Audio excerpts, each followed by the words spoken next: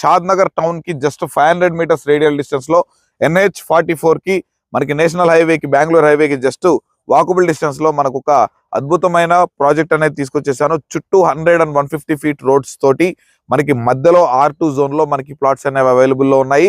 ఈ ప్లాట్స్ వచ్చేసరికి మనకి మినిమం 150 గజాల నుంచి మొదలవుతున్నాయి అనమాట.